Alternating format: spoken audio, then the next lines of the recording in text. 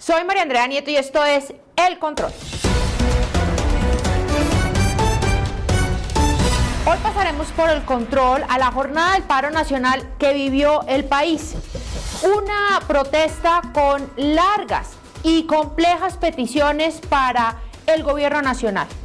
Seamos claros, bajo ninguna circunstancia se cuestiona el derecho a levantar la voz y hacer reclamos justos, porque eso, entre otras cosas, es una de las grandes conquistas de los derechos humanos.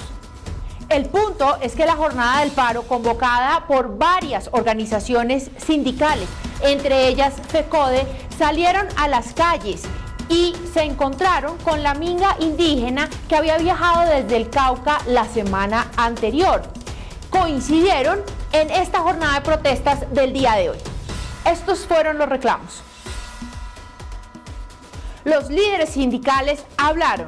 Vamos a reivindicar la vida para que no haya más asesinatos, la democracia para que este gobierno asuma el respeto a la Constitución y las leyes, la paz para que este gobierno deje de atacar la posibilidad de que los colombianos podamos vivir en paz hacia el futuro sin actores de la violencia con los cuales el gobierno debe de allegarse a una solución política. Los maestros de Colombia acompañamos nuestra minga indígena y social por la defensa de la vida, del territorio, de la paz y la democracia.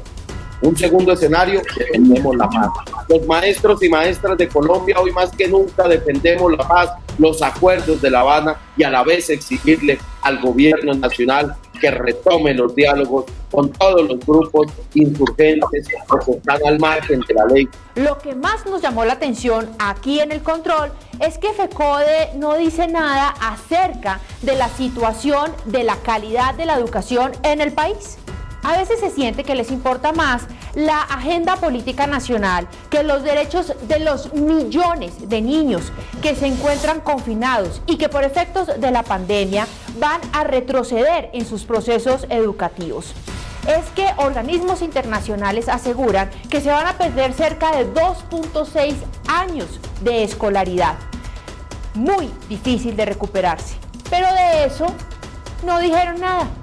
Hay un pliego de emergencia que tiene que ver con la renta básica para 9 millones de hogares, un salario mínimo que permita enfrentar el incremento de la pobreza monetaria, matrícula cero para todos los estudiantes de las universidades públicas que evite su deserción masiva, atender adecuadamente los derechos y la estabilidad laboral de los trabajadores de la salud, que son los que enfrentan la pandemia, extender la ayuda para las nóminas y la prima a las pequeñas y a la microempresa que permita salvar millones de empleos de colombianas y colombianos y por supuesto las demandas ambientales, no al fracking, no al glifosato y el rechazo al abuso policial.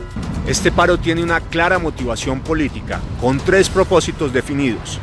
El primero, erosionar la gobernabilidad en la calle. El segundo, deslegitimar al gobierno. El tercero, preparar las elecciones presidenciales del 2022. La izquierda radical le apunta a que un deterioro del orden público y la seguridad por un lado y a que haya más desempleo y más pobreza por el otro, contribuyan en ambos sentidos a preparar las aspiraciones de quienes apuestan por el odio, el resentimiento y la lucha de clases como el eje de su discurso político.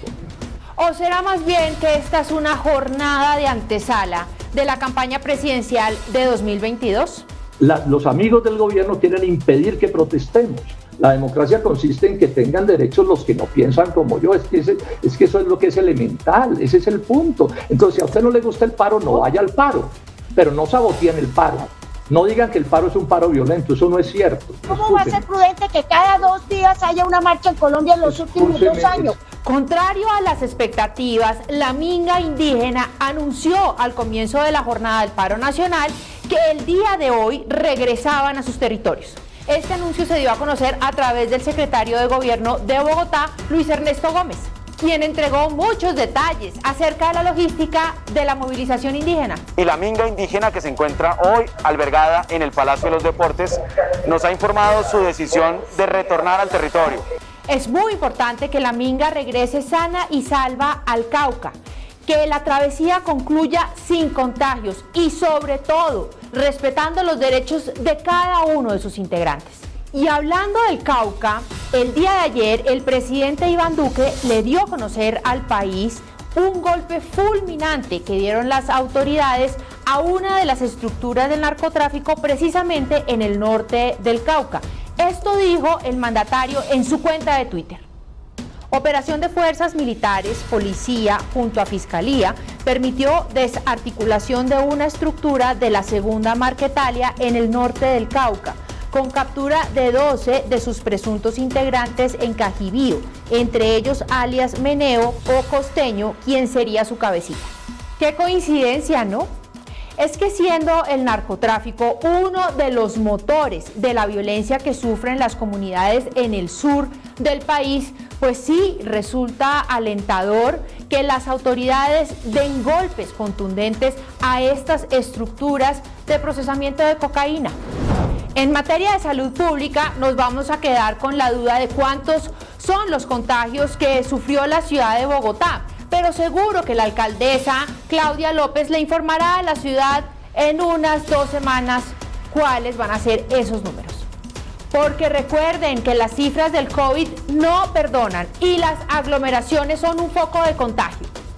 Lo cierto es que la Minga indígena pudo viajar por las carreteras de Colombia, protestó, se manifestó y pudo ejercer sus derechos políticos. Muchos cuestionaron que el presidente de la República no se reuniera con ellos. Otros, por el contrario, manifestaron que el presidente no debía dejarse presionar. La Minga se devolvió para el Cauca sin lograr la reunión que exigían con el presidente de la República. La pregunta es, ¿sucederá lo mismo con las exigencias del paro nacional realizadas a través de las diferentes organizaciones sindicales? ¿Se dejará el presidente de la República presionar? ¿Se reunirá con ellos? A todas estas, las protestas sociales se intensificarán porque la campaña presidencial de 2022 ya arrancó y el pulso se mide en las calles.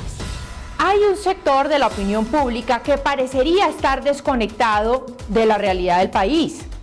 Es que la inmensa mayoría de los colombianos, esa mayoría silenciosa, está hasta la coronilla de ver vulnerados sus derechos cuando quienes ejercen el derecho a la protesta les cierran el transporte público, les paran el tráfico, cierran las clases de los colegios de los niños y todas las cosas que suceden en las jornadas de protesta. Protestar siempre. Todo el mundo tiene derecho a protestar, pero ojo, todo el mundo también tiene derecho a no protestar. Es que como que se les olvida